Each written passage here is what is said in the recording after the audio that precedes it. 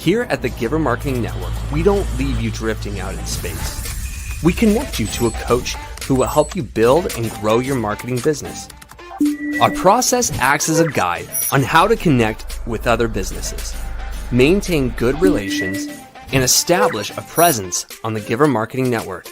Each member within this collaborative group will have the opportunity to leverage your talent and influence, a true network effect. If you are looking to collaborate on more projects, welcome to the Giver Marketing Network, the most trusted and highest rated collective of specialists on the planet. Here we have a group of like-minded professionals who focus on making valuable introductions and helping each other grow by teaming up. Imagine Upwork meets a network and a coach. The talent collectively includes services like visibility and SEO, creating logos, designing websites, managing social media, outreach messaging, visual storytelling, and much more. Think of what you could do with laser-focused allies, strengthening your business while offering your talents to the entire network. Click near this video for more information.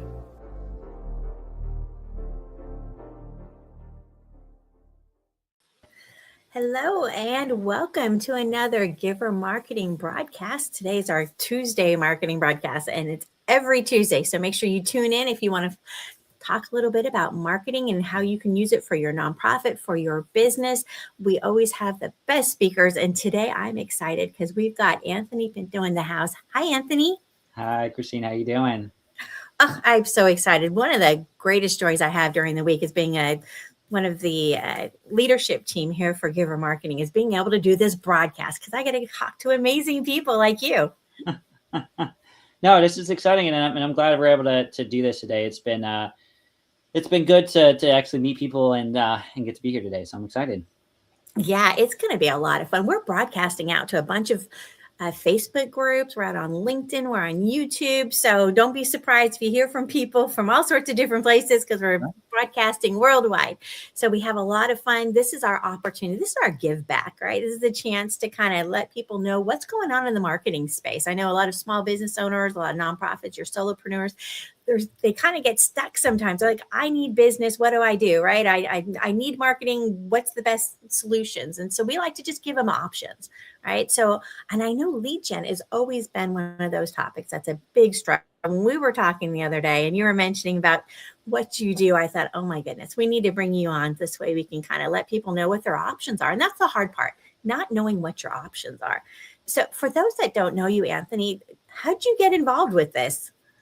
Sure. Yeah. So quick background, and I'll get into this a little bit more in the presentation, but I run Veteran Vectors, which is an AI automation agency. And so one of the things I do is automate lead generation for a lot of different companies. And so what I found is that small businesses, medium-sized businesses, whether that's one person running the show or, 100 people, we tend to kind of go in these cycles as business owners where we focus on what's actually, generating revenue for us at that particular time. Right. And so you get a whole bunch of leads coming in, you put those leads into your funnel, you're starting to fulfill those sort of contracts for them, and you start doing client fulfillment, and then you get done with those contracts, you get the revenue from them, and then you got to start the cycle over again. Right.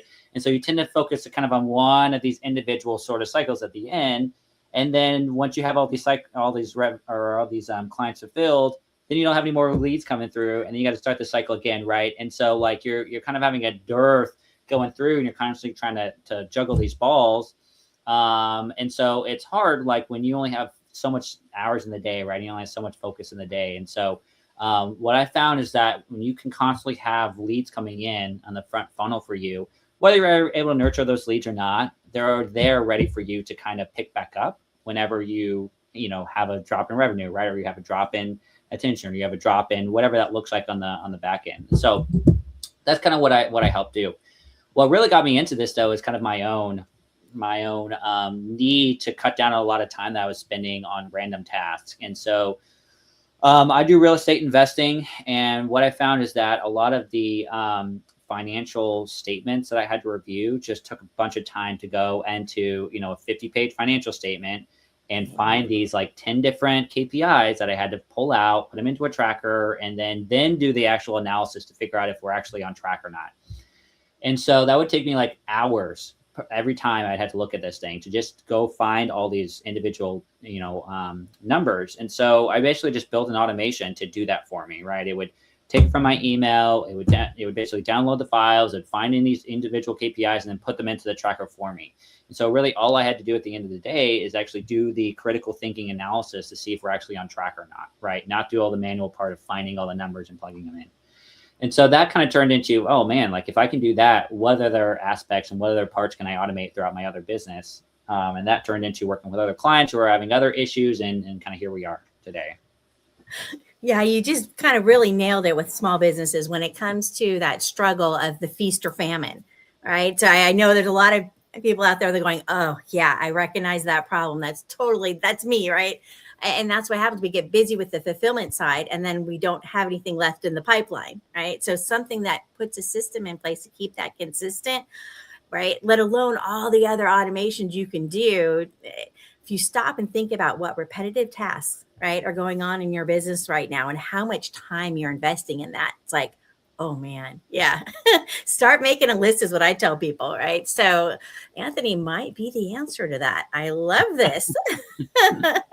We're happy to just help having you this anyway. conversation. Yeah. What a fun topic though. So I know you've got a presentation for us. Did you want to dive in? Sure. Let's do it. All right, let's do it. So I'm going to go through this, relatively quickly or expound as we kind of go through this. But basically what I'm going to talk about today is my own lead generation system. And this has been iterated quite a few times. And I've kind of figured out what works on LinkedIn, what doesn't work for me, and really what I don't like having to do and what is kind of really taking me a lot of time. And so what I found is that I would spend a lot of time manually having to go find my ideal client persona, like my ICP, find those people, manually connect with them, send them a personalized message, and then have to follow up with them after they actually connect with me, right? And like that, just the first part of that of actually finding the people, connecting with them would take me hours a day, right? And then on the back end, I would also, the second part of that was also send them a video to like connect, like, hey, this is what I actually do, blah, blah, blah, blah, blah. That part would take a long time as well. And then the worst part of it is I'd have to do the follow-up as well. And not only is LinkedIn not great for tracking where everyone is kind of in that pipeline, but they get lost when you have 50, 100, 150 messages in there and trying to go figure out, hey, like, where are they in this pipeline of actually following up and tracking them? And so hours lost every week trying to figure out and keep track of all these people. And so when I actually put in a real system in place for this, my conversion rate or my response rate, I guess, went from about 2% to about 40% pretty quickly, right? And not only did it jump up, but my touch points went from about like 2 or 3 touch points to about 10, most of which are automated. And it saved me like a substantial amount of time. So where I would say about 3 to 4 hours a day on the lead generation touch points is now about 30 minutes a day for me. And most of that is really me just making personalized videos for people. So we'll get into a little bit more details about that.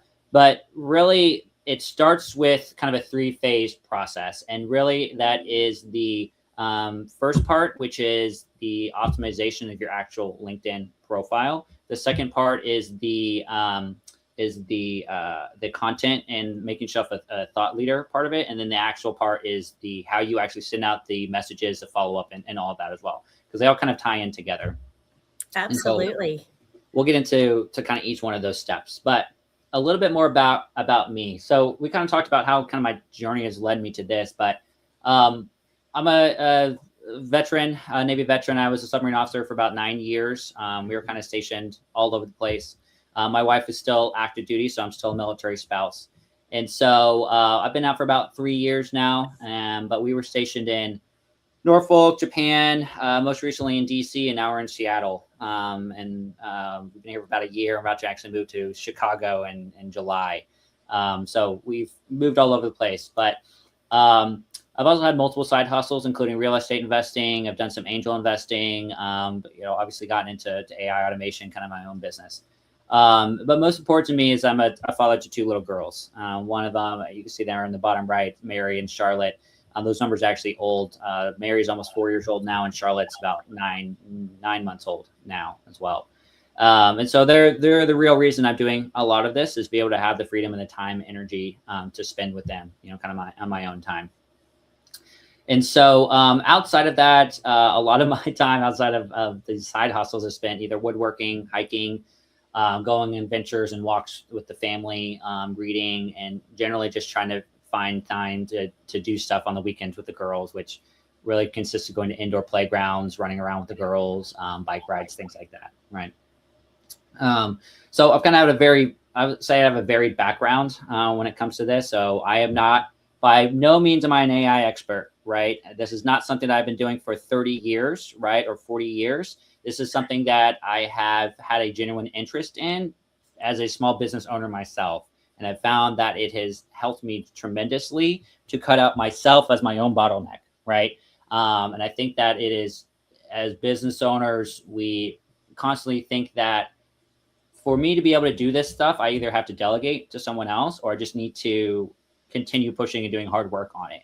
And a lot of times that's not always the right answer, right?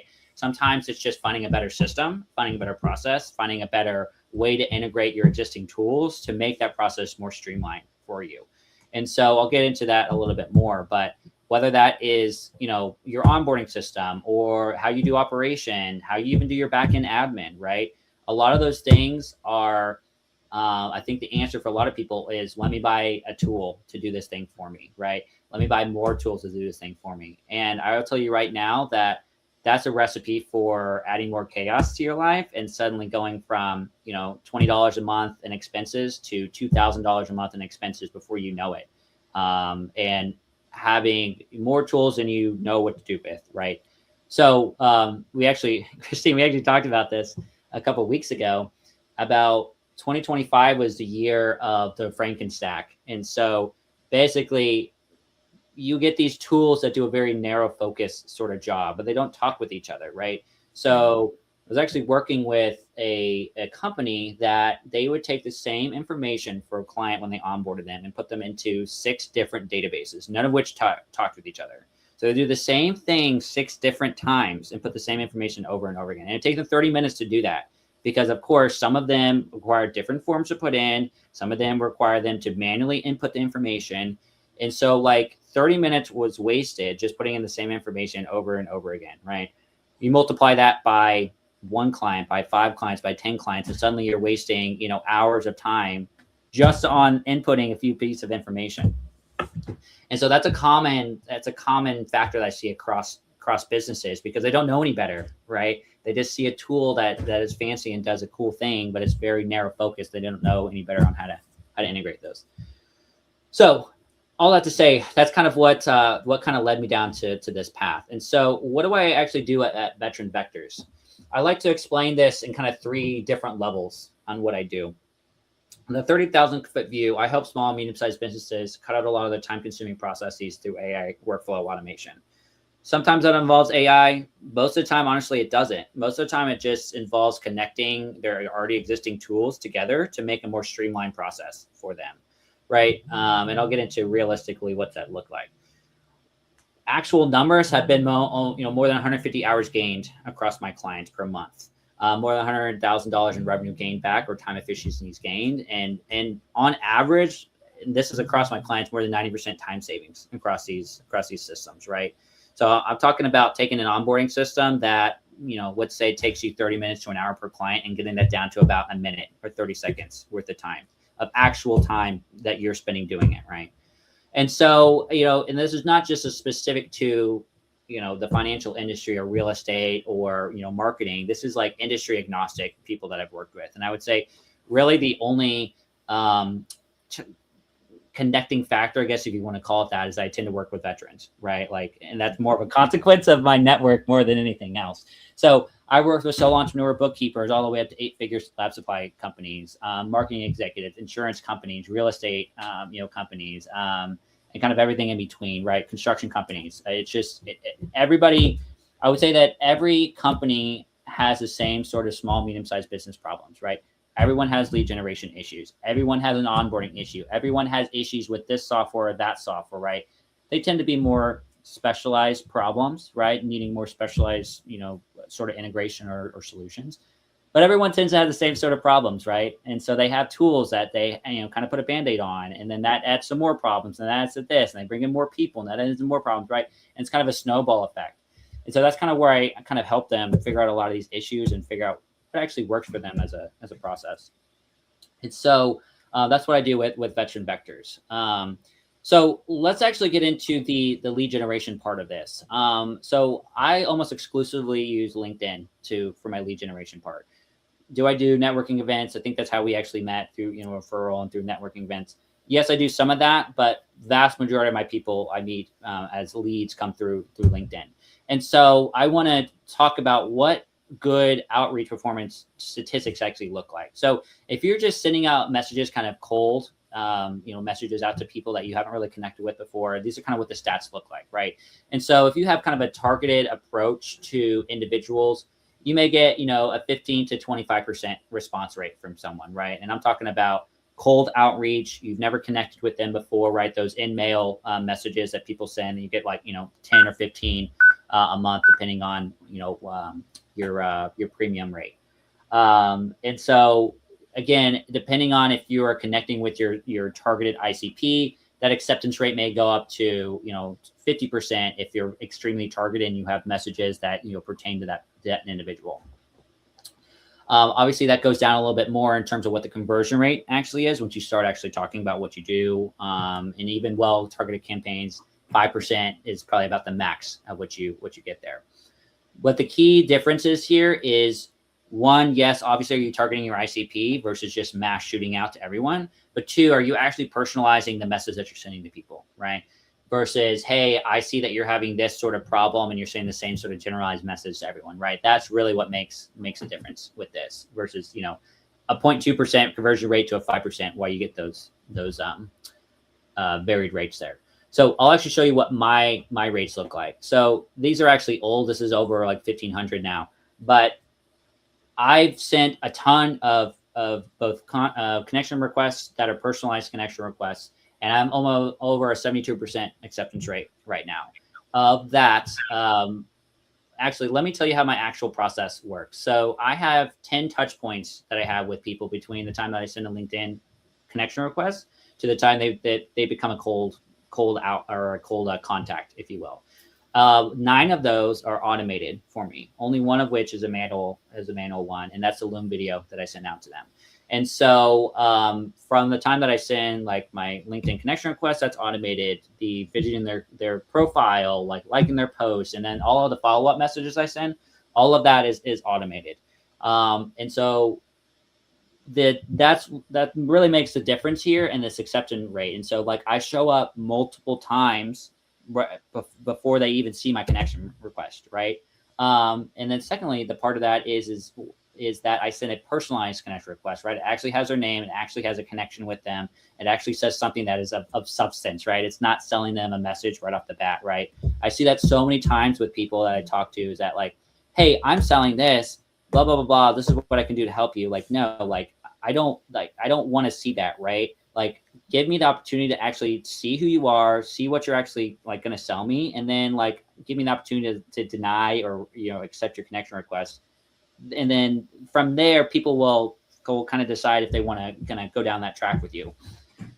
My second kind of phase with this is I send a personalized Loom video. And so I've gotten this down kind of to a science in a lot of ways, that I can actually talk to, hey, this is our connection, this is what you do. I've actually worked with a lot of people that do this sort of job in this sort of way, and I've seen them do this sort of I don't know, let me give you kind of an example. I worked with an executive coach, a career coach. And so a lot of their issues are not just lead generation, but how do you actually help this individual or these group of individuals that have a varied scope of different needs, right? Like a career coach may be working with someone who just lost their job and they are starting from scratch, right? And they need to start the job market again. They need to get their LinkedIn profile together. They need to get their resume together because they haven't done that in 20 years.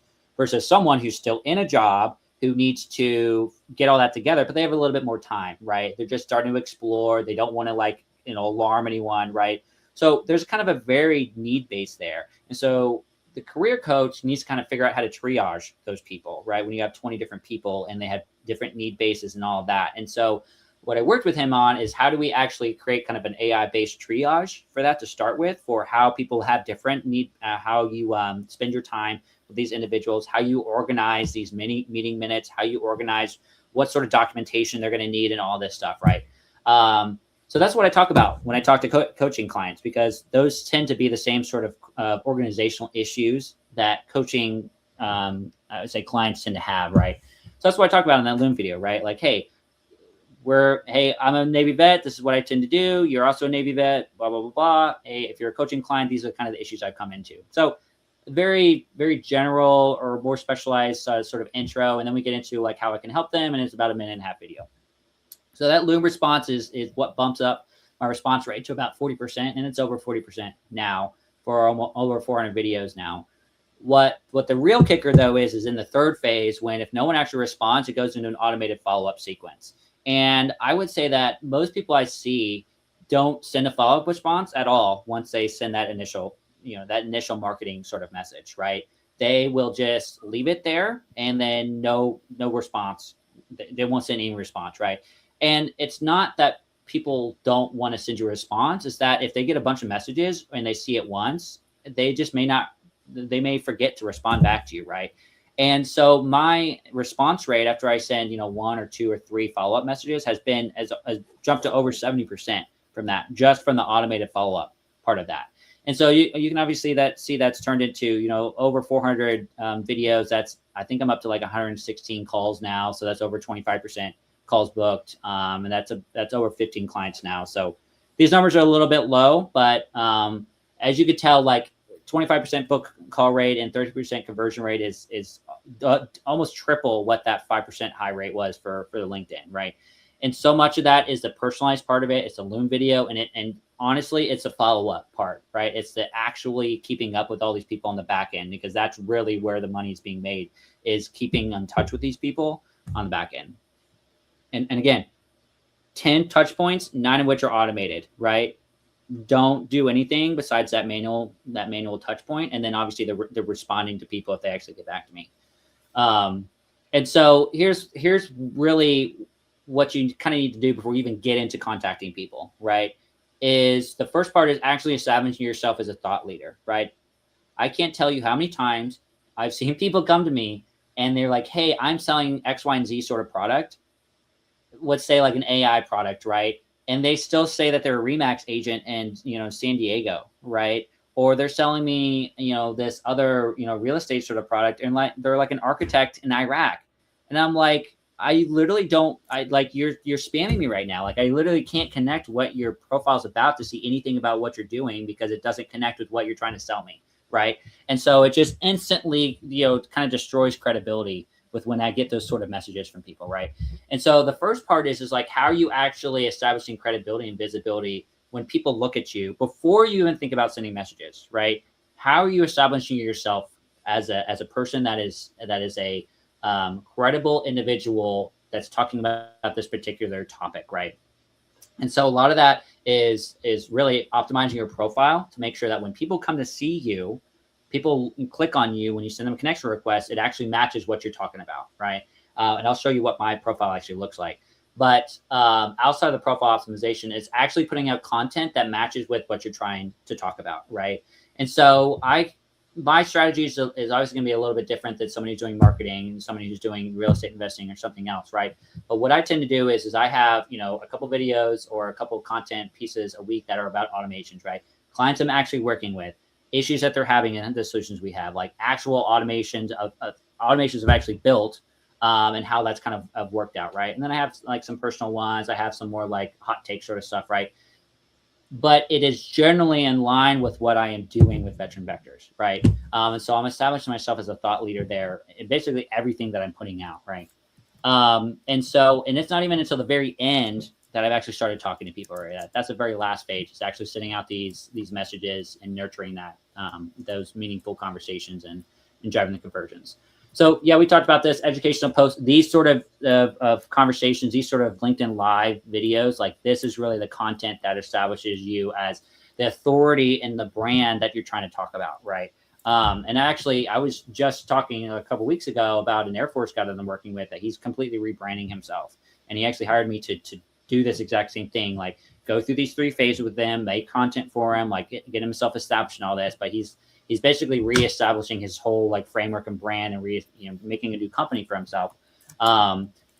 Because if he was just going to start putting his stuff out about what he's doing now, it's completely disassociated with what his brand is on LinkedIn, right? And so like we're basically starting afresh with everything about him because he is completely doing something different, like completely different than what his LinkedIn talks about, right? And so like this is really where you need to start with, and so that people can look at you and know, hey, Anthony's the AI automation guy, right? Or Christine is the networking diva, right? Or this person does X, Y, and Z. And so when they think about you and they know, who you are, they can come to you and know, hey, this is the person I need to do this sort of thing, right? And so the second part I said is LinkedIn optimization. And so the key, if I had to sum up LinkedIn optimization in kind of like 2 seconds, it would be if someone gets a LinkedIn connection request from you and they go to your profile, can they see what you do in 2 seconds? That's it, 2 seconds. I shouldn't have to read your cover photo. I shouldn't have to read your headline. I shouldn't have to, and then go down and read your whatever your about section to figure out what you do. Honestly, I have stopped at someone's headline because I don't know what you're doing. I'm like not going to accept your connection request. I've literally done that, people, that I don't want to spend time on them because I literally don't know what they're doing with their self, right? And so like it is very clear. I work with veteran small business owners, and actually I've changed this recently. This doesn't even say this anymore. But I build AI workflow automations for veteran small business owners, right? I help veteran small business owners to save time, increase revenue through AI automations, right? Very clear. Anytime anyone clicks on me, what I do, right? And so you don't have to go, search down all this stuff in there. It is very clear at the very beginning, above the fold, what I do. Not only that, but you can actually see what my company is here, right? You can actually see and book an appointment with me. And then most important to me is you can actually see all the people I've worked with, my testimonials, right? And for a service-based industry, people that you work with, right? This is probably the most important thing, right? There's real people that have talked about what I've done to work with them, right?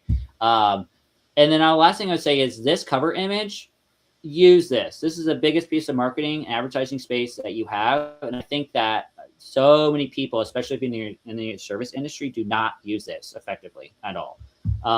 So when I'm talking about optimization, this takes you like maybe 5 minutes to do all this stuff.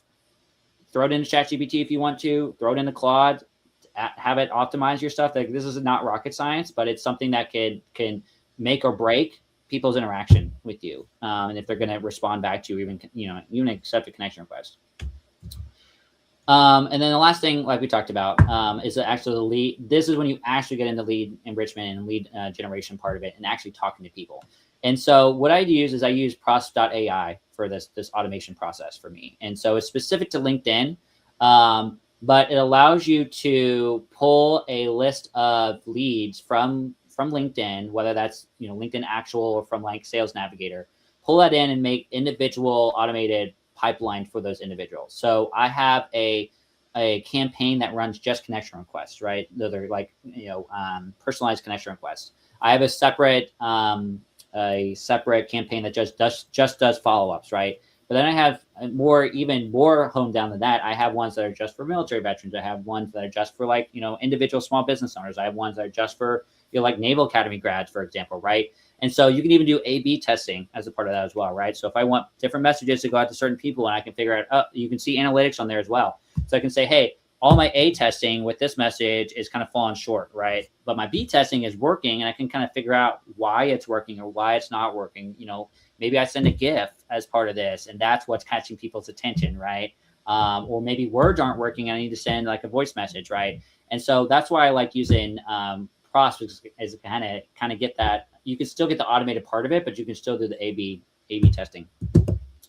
And then the second part of this is actually sending a personalized Loom video. And so, kind of touched on that a bit, but it's a high touch point that's a personalized connection with each person I send out a video to, right?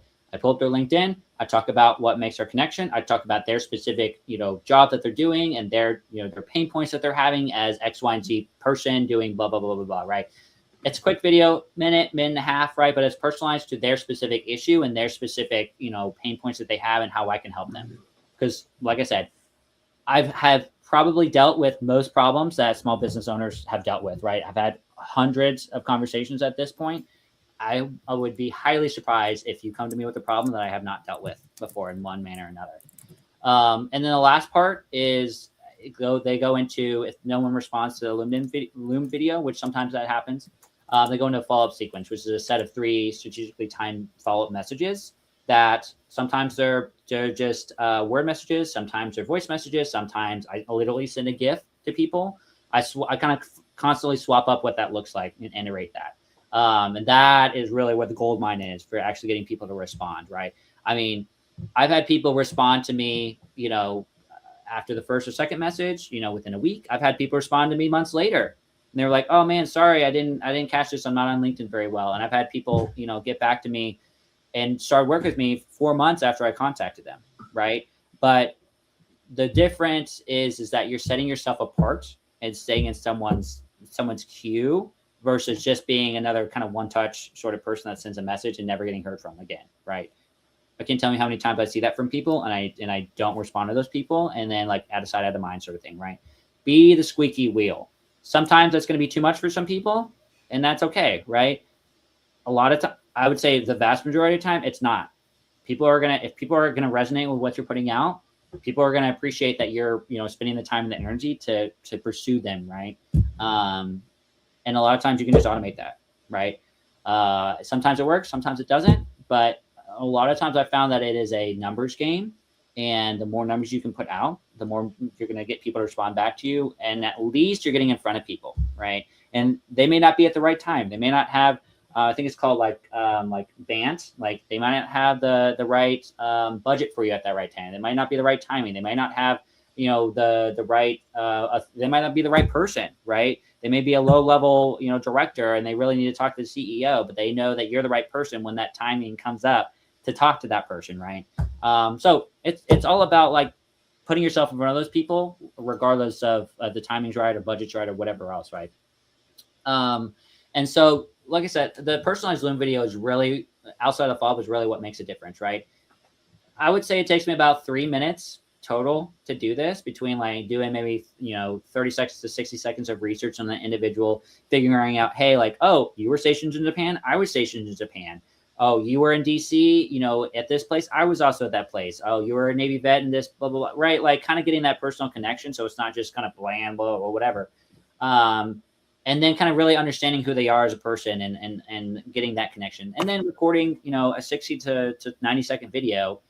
And then on the back end, maybe spending about 20 to 30 seconds doing a little bit of editing to make sure everything looks good, and then just shutting it off, right? 3 minute max per person, and then pushing it out, right? But the part of it is really just being authentic in the video. It's not a general pitch. It's a customized message that is me talking here, right? Like I'm kind of very off the cuff talking about stuff. As you can tell, I like to spout and really talk. But that's where really people want to see, right? It's not like another generic message that, it just feels very robotic and stuff. And there's ways that you can AI automate that as well. And you can have a persona do that for you. But I found that if you're trying to send these videos, it's all about authenticity and personalization. And like you can definitely tell a lot of ways when AI is making those videos for you. And so it almost hurts you in a lot of ways, right? Like if you're a service industry, you're trying to build trust. And I don't think there's really anything else that builds trust more than making a personalized video for someone where you're putting yourself out there. You're being vulnerable. You're being personal. You're putting your face face to face, virtually face to face with someone, right? And so I think what the biggest thing that stands out with these videos is that so many people don't do it. It is so hard for a lot of people to just make a video, right? So imagine spending 3 minutes per person on a lead, right? Times 100 leads, times 1,000 leads, right? And when you're trying to put out you're trying to get a lot of leads coming in, it sounds daunting, right? But imagine if you have 30% of those leads actually convert versus 1%, right? Now, is it worth it to you? Is it worth it to do 3 minutes per lead versus, 5 seconds, right? When you have a 30% conversion rate or a 70% conversion rate, right? So when you start thinking about it in terms of those numbers, it really starts making a difference for you. And I have had, of the 1,500 1,500 connections and return connections I've had one other person that has sent me a marketing video back. One other person. I actually congratulated them on that. It's like, oh my gosh, like this is really cool. Like it's cool to get a message, like a Loom video back from someone in the same manner. 1,500 messages and connection requests. One person has sent it back to me, right? I'm telling you, no one is doing this. No one is following this message, and it is showing, right? It is showing, and how you're always getting these random messages, in-mail messages that are actual messages from people, right? And sometimes they're targeted. Most of the time they're not, and they're just spammy, right? So stand out. Find out how you can make yourself stand out from everyone else within this game. And videos for me have been a big one. Follow-up for me has been the big one. Personalized messages, whether that's voice messages, Loom videos, word messages, whatever that looks like, has been the big thing for me. So all that to say, I can help in a lot of ways, right? I mean, like I said, it's been a lot of LinkedIn, or it's been a lot of lead generation, onboarding, inventory management, integration of tools across the board. I mean, it really depends on what your individual issue is, right? Happy to talk through that and figure out, where we can kind of sit together. I think that in the chat, I have a free gift for 100 time-saving automation workflows that I've either built out for myself or for other clients. And it covers a wide breadth of all the different, business functions, whether that's, lead generation, through HR functions, through, client fulfillment, and kind of the whole spectrum, right? You can kind of see, because it's hard to kind of talk through this and be like, oh man, I don't do onboarding in that way, right? Or I don't do lead generation in that way. Like that's not applicable to me, right? But when you kind of start reading through these, that may bring up something for you that, man, like, oh man, I really have that issue, right? Like that's how I do my lead generation, or that's how I do my client fulfillment, or that's how I do, marketing or whatever. That may resonate with you. So I don't know where that's listed, but I'm sure Christine can send it over if anyone's interested. Yep, I've got it in the description, and I just dropped it in the chat also, along with your link to connect with you on LinkedIn. Obviously, a wealth of knowledge. And what I really like about the way you approach this, Anthony, is it's hands-on, it's real, it's not just hypothetical. You get people come in, they want to pitch whatever it is, but they don't actually tell you any details, how it actually works, and they don't look at the numbers. And we often say, if you're not looking at your numbers, then how do you know what your success rate or not is, right? So I love that you're diving into that. Yeah, and I think that's important in a lot of ways, because if you're not looking at the numbers, someone else is looking at your numbers, and someone will sell you on buying it. I actually talked to, it's funny that you mentioned this, because I just talked to someone about this a month ago. He is paying almost $900 a month for someone else to market his business for him. Mm-hmm. And they're doing like cold phone calls out to people who are his ICP and stuff, but he's paying $900 a month for something that I think he gets like his minimum offering is like $3,000 per client. So if you factor out those numbers, and I think he has a 6-month contract with them, right? So that's like $5,400. It's going to take him at least 2 clients for that amount of time to convert that amount of time that he's spending, or that they're charging him for that amount of time, right?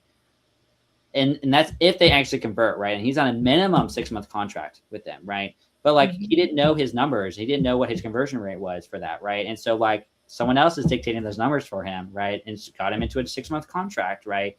For almost $6,000 that he may or may not actually have, right? And so like, if you don't know your numbers, if you don't know what is working for you, if you don't know what is converting for you, if you don't know even what social media platforms are actually working for you, right? And where you're spending your time, then someone else is going to do that. And someone else in another business is going to do it better. And they're going to do it better. They're going to do it faster. They're going to do it X, Y, and Z, and whatever that looks like for you, right? And so I think you're onto something there. Absolutely. If you don't know your numbers, right, you don't know what to judge. And we'll hear pitches from people, right, where I can do this, right? Well, proof's in the pudding. Let's see it, right? If you don't know what you need for your business, like you said, do you know who you need to reach out to? If you haven't really dialed that in, then you might be spending a lot of effort talking to the people that aren't your ideal client anyway, right? So getting that all nailed down, it's sometimes we need help with it, right? So this is why we have people who can come in and give you a hand with this. Thank goodness. Yeah. Well, and I think you touched on a point that is probably one of the most important things I talk to people about, especially solo entrepreneurs that are first getting started, is you actually know who your ideal client is, right? Because I was guilty of this when I first got started too, right? Like I'm a defense contractor. I worked as my W-2. I thought that was who I was going to be targeting, right? And then I found that it wasn't defense contractors that were coming to me. It was veteran small business owners, right? Like that was the vast majority of the people. And so I started expanding out to who I was actually contacting. And then that just, my world opened up from there, right? But I had such a narrow focus for such a long period of time because I thought that's who I can solve the problem for, right? But I've sent people back to the drawing board because they're like, yeah, I don't really know who this is going to, like who this problem is going to solve for, right? Like, I don't know who my offering is advertised for, right? Like, this is good for everyone. I was like, okay, well, if it's good for everyone, then you're going to target everyone and you're going to suddenly spend $20,000 a month on LinkedIn ads, right? Or Facebook ads, right? If you're targeting everyone. And so I think even more to the point is when I first got it started, I was on every single social media platform. I was spending so much time taking the same posts and configuring it to LinkedIn and to Instagram and to Twitter and like all these different places. And to your point, I was looking at the numbers and I was like, man, I'm spending way too much time focusing on all these other social media platforms and they're not converting for me, right? My ideal client are not on these other platforms, right? And it was on Instagram, it was on Facebook, it was on Twitter, like none of those. And I was actually spending way too much money actually trying to get those pushed out there than it was actually worth. And so I just got rid of all that noise and I just focused on LinkedIn. And that's where all of my conversions are happening, right? Because I actually realized that I am targeting business owners, right? I am targeting people who are doing business, right? And where do business owners sit? They sit on LinkedIn, right? They're probably on Instagram as well, right? When they're bored, flip through stuff, but they're not on there for business purposes, right? But that may change if you run a gym, right? Or you have an energy drink business or something like that, right? Like it really depends on what your business is doing and where you want to advertise and how you go about doing that. But if you don't have that tuned in, those two factors, like, hey, who is my ideal client and where do they live? Then you're going to be wasting so much time and energy and money trying to chase somebody, and you're going to trying to chase everybody that you're never going to find anybody. I would say if everybody's your client, no one's your client, right? Yeah, exactly. That's pretty much what it is. And I think that's what it is putting the energy where it makes sense. And that really is a struggle for a lot of business owners. I've had to explain to clients before that your ideal client can afford you. Say, but I want to help. I understand you want to help. So how are you going to pay your bills though? Right. So the difference between a kind of a nonprofit, even nonprofits have to sustain themselves somehow. Right. So you have to have the funds coming in. So you got to have that as part of your business model. How am I going to make money at this? Right. Am I talking to the right people to put money in that pocket? So it's a struggle. It is for a lot of small business owners. And I love the fact that you're transparent about that. And you're like, this is my journey. This is where I've been. And this is what I found that's successful for me. Right. Most marketers come in with I will do this for you, but they don't necessarily share their personal journey with you. So I applaud you for just being open and honest, because I think we learn a lot through that process. It's like, ooh, been there, done that. Right. It's kind of like when we're raising our kids, we hope that we can give them enough examples and advice that they don't have to go through the same rough roads that we went through. But then some of us learn the hard way. Yeah. Yeah. I mean, I think the hard thing with marketing, I found is like, and I've talked with a bunch of marketers on this, is that it is hard to encapsulate an ROI on marketing, right? It's hard to tell someone, I will make a social media campaign for you, and it's going to cost this much and you will get these many guaranteed leads, right? And so I think the only way that you can do that is to say, I've done this for someone else, or I've done this myself. It's probably easier to do that, say I've done this myself, and show the actual results of that, right? But I don't think I don't think that unless you've actually done that for someone else, you have real case studies, or more pointedly, you have them for your own business, that it really matters as much, right? And so and more importantly is if you've actually iterated through that a whole bunch, I don't know anyone who's ever built a system that has worked right the first time, right? And the whole point is that you've iterated through that and you've figured out what tools have worked, what hasn't worked, what systems work, what hasn't worked, right? And that's the important part, is that you've learned, you've failed, you've grown, you've succeeded, and you've kind of built out this thing. And this system may change for me tomorrow, right? I may find something that works completely differently, that my marketing message may be completely different. And I was even telling you, I still do A/B testing on stuff, figure out what works, what doesn't work, how I approach people, how I build out my systems and stuff, because this is constantly evolving, right? Just like AI is constantly evolving, how I make my systems are constantly evolving and stuff too, right? Absolutely. It's the boots on the ground, right? So we have real life experience with it. And that's the difference, I think. And when we bring that to the table for our clients, it really makes a difference. It boosts your credibility, right? Not only do you have this great solution, but I've used the great solution. This is what the results are for me. This is what the results were for my clients, right? Those case studies are really key in helping people understand, okay, this is what that journey looks like. Okay, these are the kind of results I can get. And I love how you pull that all together. Thank you for illustrating that so nicely for us. Yeah. I think that's a struggle for a lot of businesses, is showing what they've done, how they've done it. So case studies are huge. I'm a big fan of case studies myself.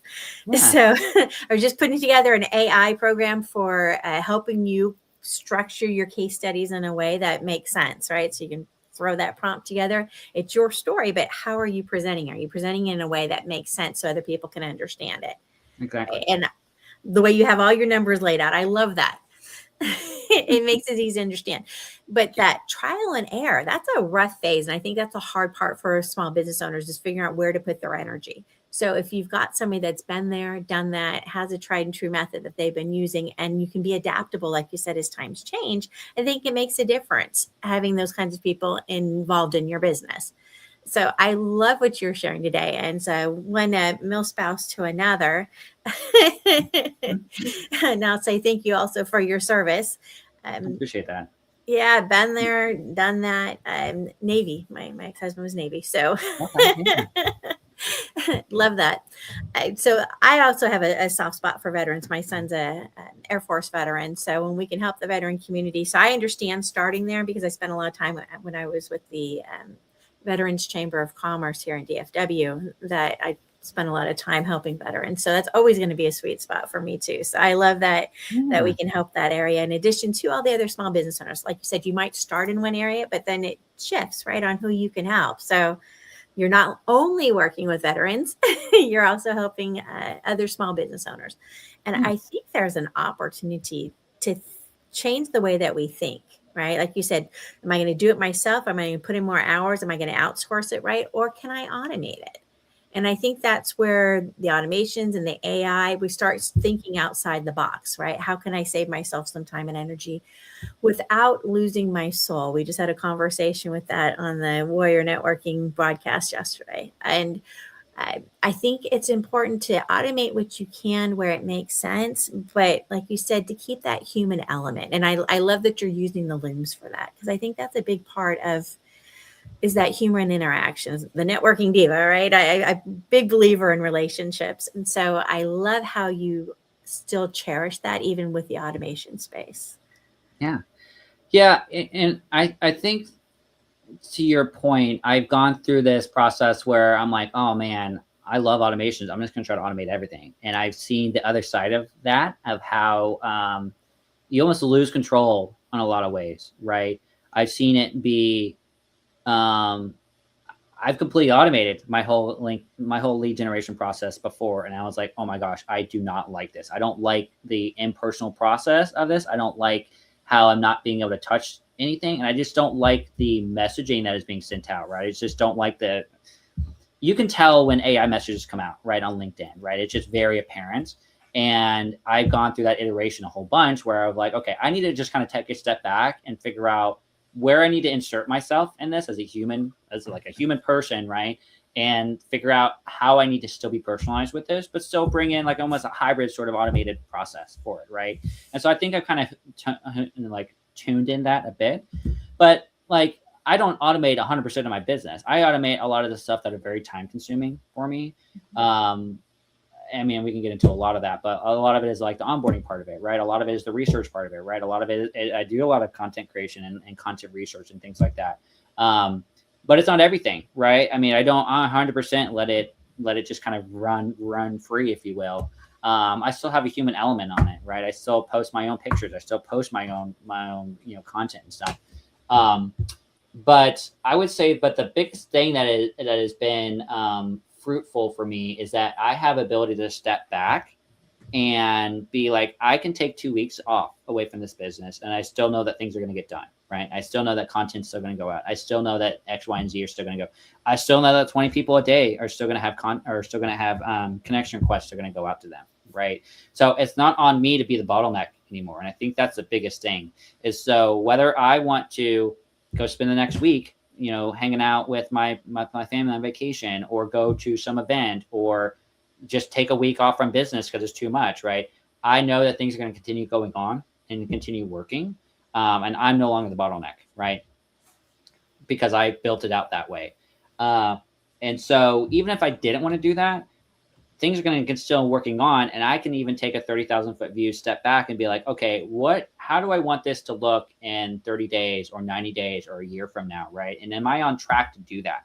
And I think a lot of businesses don't even have that breathing room to be able to do that, because you are doing every single part of your business on a daily basis, right? And you're not acting as a CEO, because you're doing the receptionist part, and you're doing the service provider part, and you're doing the answering the phone part, and you're doing every single part of the business, instead of actually being the CEO, which is the strategic part, and the building the relationships part, and the forecasting part, right? And so even if you just want to look at it from that standpoint, the automated part of it saves you your time back to be able to focus on building the business more, spending time with family, doing, whatever else, right?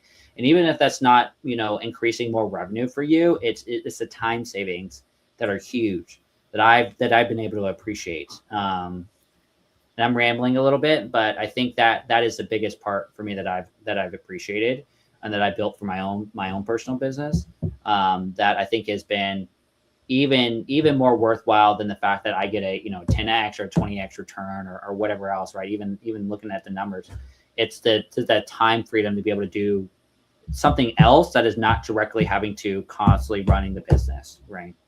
Absolutely. And for those that haven't connected with Anthony yet, I'm going to encourage them to hit you up on LinkedIn. The link's in the chat. Click on that, connect with them, tell them you saw him on the Giver Marketing Network broadcast, our Tuesday broadcast, and so have a conversation with them. Download his free gift that he's giving us with 100 automations, right?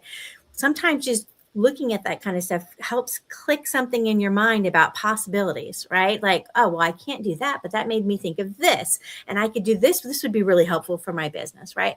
Where can you make your life a little bit easier in your business, right? So you're not just down in the weeds all the time. You can step back, breathe. You said, take a vacation once in a while. If the business stops because you took a vacation, then you don't have a business. You have a job for yourself. True. Absolutely true. Yeah. I would say for businesses, actually, I'll add one more thing. And this is what I like to talk about if people are trying to decide if they want to automate something or need to automate something. I look at two separate factors. I look at how much time it takes to do that particular item. So for example, if it takes 5 minutes a year to do something, it's probably not worth automating. But if it takes 5 hours a week to do every single week, it's probably worth automating. And then the second factor is I look at what's called a rapid framework, and it's an acronym. And so it stands for, if it's repetitive in nature, so like what I talked about there, if it's, once a week, twice a week, 5 times a week, or monthly or something like that. If it requires a high level of accuracy, and so if it's not accurate, it could be a costly mistake, It could be, kind of have downstream repercussions, or more importantly, it has a impact on your reputation as a service provider, as a business. That's actually a big one for a client I'm working on now. P is for if it's process driven, there's already SOP in place, or one can be created for it. If it's input heavy, so if there's a bunch of like individuals, for example, like if you have a bunch of HR software that feeds into payroll, and you kind of have to have someone manually kind of put everything together, and then you spit out, payroll every 2 weeks. That's a very good instance of automating. And then lastly, if it's already digitized, right? Most people's systems are already digitized, but if you already have things already like in a Google Sheet or Excel or whatever else. So if it tends to meet at least 3 of those, preferably 2, it is highly likely that it can be automated for you. So those are two big things to look at. All right. There's some great advice as we wrap things up. I don't know about you, but I can't wait to talk to Anthony about it more. We've had some great conversations. I'm like, ooh, yeah, now you're making me think. Right. So these are great topics. He loves this kind of stuff, obviously. So reach out, have a conversation with him, have some fun. Maybe you'll get a Loom video from him. Who knows? Yeah. You just never know. You guys can Loom back and forth. There you go. Thank you so much, Anthony, for coming on the show and sharing your just tons of wisdom with our audience. You've dropped so many gold nuggets that I think you're going to have to watch this show again just to make sure you didn't miss anything. But thank you so much for coming on to play with us. Absolutely. Thanks so much for having me, Christine. Absolutely. We might steal you and have you come back again if you're okay with that. I got plenty of other things I can talk about. I'm looking forward to it. We'll have you back on the show again. Thank you, Anthony. Thanks, and we'll Christine. see you all for Tuesday marketing broadcast again next Tuesday. And then, before I forget, tomorrow we have networking for marketers. So if you're a marketer, if you are in media, PR, anything in that space, come hang out with us because we do networking for marketers on Wednesdays, 8 a.m. Pacific, 10 if you're in Texas like me, or Central, 11 Eastern. But register at givermarketing.com/networking and come play. That's where you're going to find me. Maybe I'll see if I can see Anthony will sneak in there once in a while too. All right, y'all. We'll see you soon. Thank you for tuning in to another Giver Marketing broadcast.